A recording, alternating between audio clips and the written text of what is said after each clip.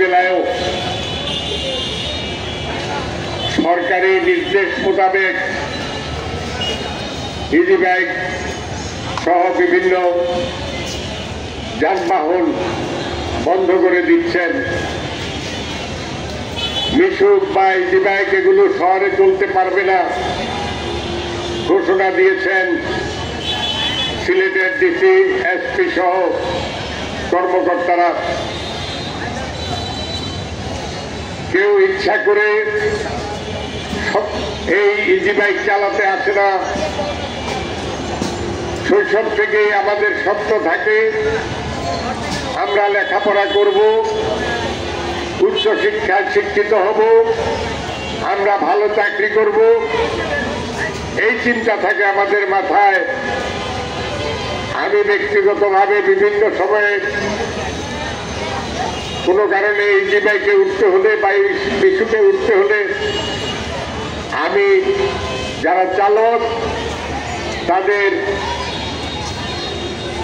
বসবাসের এলাকা কোথায়, কোন জেলার লোক, কেন এই পেশায় আসলেন, আগে কি করতেন, এই বিষয়গুলো নিয়ে আমি একটু কথা বলি। তখন জানতে পারি তাদের মধ্যে দু একজন এমএ পাস ছেলেও আছে যাদের বাড়ি নীলফামারী, দিনাজপুর, রংপুর, পটুয়াখালী, বরগুনা এইসব অঞ্চলে। তারা কম দুঃখে এখানে ইজি বাইক চালাতে আসে নাই, কারণ তার যোগ্যতা অনুযায়ী সে চাকরি পায় না, কর্মের সংস্থান করতে পারে নাই। তাকে বাঁচতে হবে, তার বাবা মাকে খাওয়াতে হবে, তার স্ত্রী পুত্র পরিবার নিয়ে তাদেরকে বাঁচিয়ে রাখতে হবে। সেই কারণেই তারা ইজি বাইক চালাতে আসে। ইজি বাইকে চলে কারা? ইজি বাইকে চলে আমাদের মতো যারা নিম্ন আয়ের মানুষ।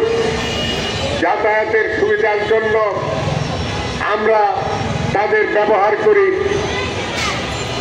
আমাদের সকলের গাড়ি নাই বা অন্য ব্যবস্থা নাই, সেই কারণে আমাদেরকে এই গাড়িতে উঠতে হয়।